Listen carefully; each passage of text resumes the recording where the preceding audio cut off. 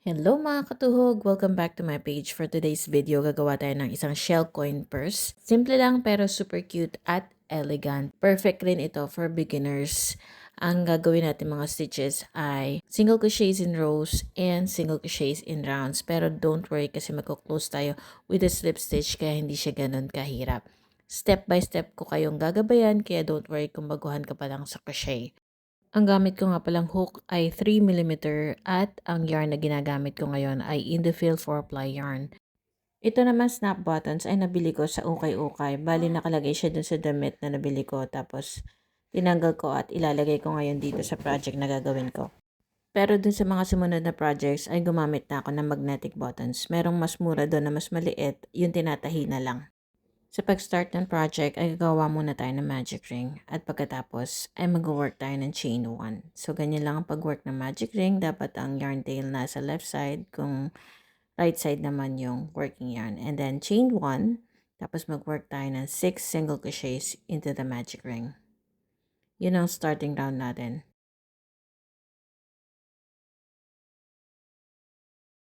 Once makabuo na tayo ng 6 single crochets, hilayin lang natin yung yarn tail tapos i-slip stitch natin doon sa first single crochet na ginawa natin to end the round. After slip stitching, tapos na ang round 1 natin. Round 2, chain 1, 2 single crochets into every stitch around. So naglalagay na tayo ng increase at this point, 2 single crochets. So meaning mag-work tayo ng more than 1 stitch sa isang stitch. So, dapat by the end of this round, meron tayong 12 single crochets in total.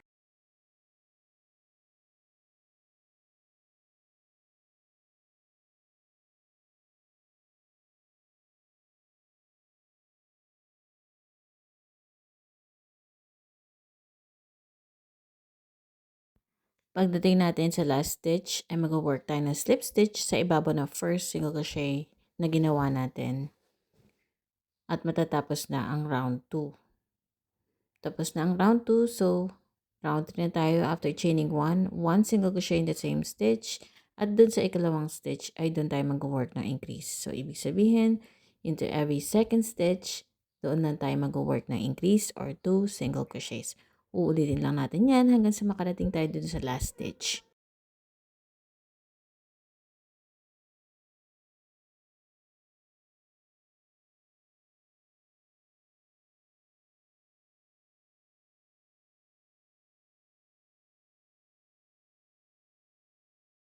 Pagdating natin sa last stitch, ay mag-work din tayo ng slip stitch.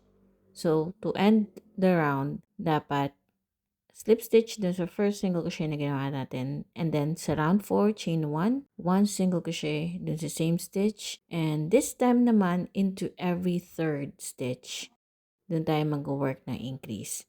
So, habang lumalaki ang ating piece, yung circle piece, lalong nadadagdagan ng 2 single crochets. Lumalakad siya hanggang sa mapunta sa susunod naman na round, chain 1, 1 single crochet into the same stitch, and this time naman into every fourth dun sa ika-apat na stitch. Para hindi kayo malito, susundan nyo lang kung saan kayo nag-work na increase dun sa previous round at dun sa pangalawang single crochet na increase, doon kayo lagi mag-work ng single crochets or increase. So, after slip stitching, chain 1, fasten off. Yun lang ang size na kailangan natin sa paggawa ng coin purse. Ito na yung harap at likod. So, gagawa tayo ng 2 piraso niyan. After gumawa ng 2 piraso, saka naman tayo mag-work nung sides niya. So, after slip stitching, mag-chain tayo. So, ito depende sa lapad na gusto nyo. Pwede nyong damihan or pwede nyo lang sundan kung ilan yung nilagay ko. So, magko-connect tayo ng 2 circles at mag-chain ako ng 10. So, after chaining 10, make sure na nakapaharap yung wrong side niya. Yan. Para pag natapos siya, yung parehong harap nasa labas. So, after slip stitching, chain 1, then turn. So, parehong nakikita nyo na nakapaharap sa labas yung front side niya o yung right side. So, dun sa third chain, dun kayo lagi mag-start mag-work ng single crochets para hindi kayo malito. So, mag-work lang kayo ng 1 single crochet into each stitch except dun sa last. So, pag nakita nyo na yung last na chain na yon, skip nyo yon, tapos dun sa next stitch, dun lang sa front loop, saka kayo mag-work ng slip stitch. And then, chain 1, turn, tapos dun sa third chain, dun kayo mag-work ulit ng single crochets. Single crochet into each stitch. Pero, back loop only. So, kung makikita nyo, dun lang ako sa isang loop nag-work ng stitches. So, doon lang tayo mag-work para magbigay siya ng ridges. And then, after that, make sure na parehong nakapaharap yung dalawang circle piece natin. Tapos, mag-work tayo ng slip stitch doon sa back loop. Yan. Pero pag ganyan ang gagawin nyo. Kasi kapag sa kabila nyo, in-slip stitch, mababaligtad siya. So, kailangan laging nakapaharap yung dalawang circle piece. And then, after that, mag-work na naman tayo ng single crochet, back loop only, sa bawat stitch. So, sa mga baguhan, itong back loop only, ibig sabihin, hindi dun sa dalawang loop kayo mag-work. Dun lang sa likuran niya. After niya, mag-slip stitch ulit tayo. Uulitin lang natin yung process hanggang sa magkaroon na lang tayo ng 5 stitches na natitira para naman sa opening ng ating coin purse. Itong step na to ang medyo nakakalito. So make sure na nakapaharap lagi yung dalawang circle piece para alam nyong nasa right side yung front side niya. Ito naman siya pag natapos, meron akong tinirang 5 stitches para sa opening ng ating coin purse. Ngayon, makikita nyo yung finish niya. Maganda, 'di ba? After chaining 1, cut off the yarn at pagkatapos ay gagawa tayo ng separate na flap para sa closure ng ating coin purse. Ito yung flap na worked in half oval. So meaning sa isang side lang tayo mag-work ng increase after making a slip knot. Ngayon, pwede nyo isukat doon sa opening ng coin purse natin kung ilan ang kailangan nyo. In my case, mag-chain 10 ako. Or kung gusto niyo na mas mahaba, pwede niyo dagdagan. After this, sinusukat ko lang siya ng ganyan. Pero syempre, hindi pa ito ang full length ng strap niya. Kasi hahaba pa yan eh. So, on the second chain from hook, mag-work tayo ng 1 single crochet and then 1 single crochet into each stitch. Hanggang sa makarating tayo dun sa last chain. Yung last chain kasi ang magiging pa-oval na shape. So, doon tayo mag-work ng increase or mag-work ng 3 single crochets. So, after nyan, mapupunta tayo sa kabilang side, yung opposite side. Work lang tayo ng 1 single crochet into each stitch. So, madali lang naman yun. Kung ano yung kaharap na stitch, doon na kayo mag-work ng single crochets. So, once you get to the last stitch, mag-work tayo in rows. So, chain 1, turn, and then 1 single crochet into each stitch. Huwag niyong kakalimutan mag-work ng 1 single crochet dun sa kung saan kayo nag-chain 1. Kasi ang harap nun is 1 single crochet.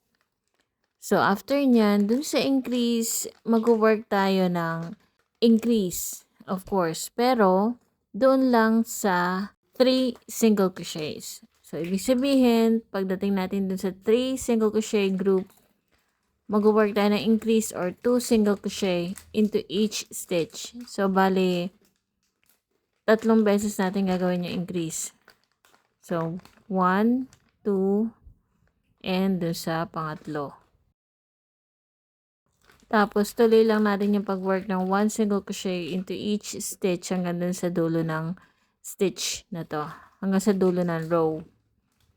After nun, mag-chain 1 ulit tayo, turn, at pagkatapos ay mag-work ulit tayo ng single crochet stitches. So, 1 single crochet into each stitch. Katulad ng tinuturo ko dati, kung saan tayo mag-work ng increase, ay dun lang tayo mag-work ng isang increase. So, dun sa increase area natin, dun sa first, makikita nyo dun sa first and then second. Dun sa second na single crochet, dun tayo mag-work ng 2 single crochet.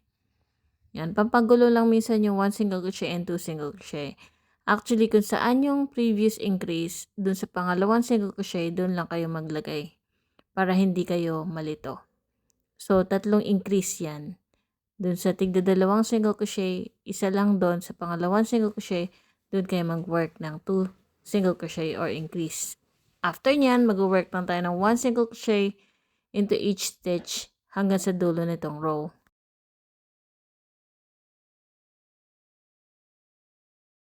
After ng row 3, sa row 4 na tayo, chain 1, turn, tapos mag-work tayo ng 1 single crochet into each stitch.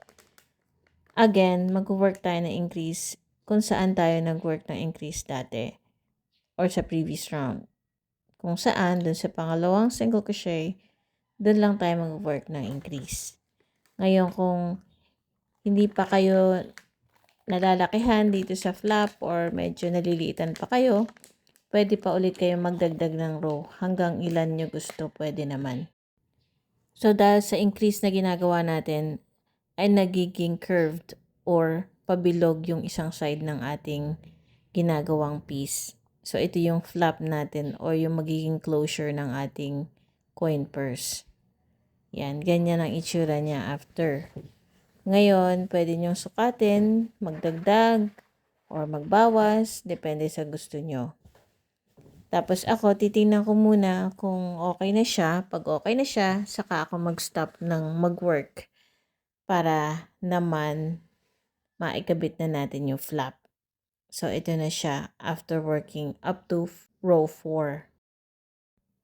Ngayon, i-check ko na kung tama ba yung lapad niya. Kung nagustuhan ko yung size niya para dito sa coin purse, saka na ako mag-stop. Tapos mag-chain 1 na lang ako at syempre mag-leave tayo ng allowance, pantahe dun sa ikakabit kasi natin siya dun sa isang side ng ating coin purse. Pwede kayong mag-work ng single crochet stitches para mai-attach or pwede kayong magtahi na lang, mag-work ng whip stitch. Yung whip stitch is yung paikot lang na tahi from one end to the other end. So, yun ang gagawin ko para hindi siya bulky. Pwede niyo rin itry yung single crochet stitches. Kung anong prefer nyo, yun ang gawin nyo. Ang mas preferred ko talaga is yung whip stitch dahil hindi siya bulky at mas neat siyang tignan. Once matapos na tayo, ay i-weave in lang natin yung ends and syempre ilalagay na natin itong snap buttons. Madali lang siya kasi itatahi mo lang naman siya. So, hindi ko na pinakita ito sa video na to. Pero you can check my other coin purse tutorial kung saan pinakita ko kung paano naman tahiin kung sakaling snap buttons naman yung gagamitin nyo. Yan, tapos na ang ating shell coin purse crochet tutorial. Sana nag-enjoy kayo at may natutunan, lalo na kung beginner ka pa lang sa crochet. Kung nagustuhan mo ang video na to, don't forget to like, share, at subscribe para sa mas marami pang easy at cute crochet projects. Comment down below kung anong next tutorial ang gusto nyo makita at pakitag na rin ako pag natapos nyo na yung coin purse na project na nagawa nyo through my tutorials. Salamat sa panonood and happy crocheting!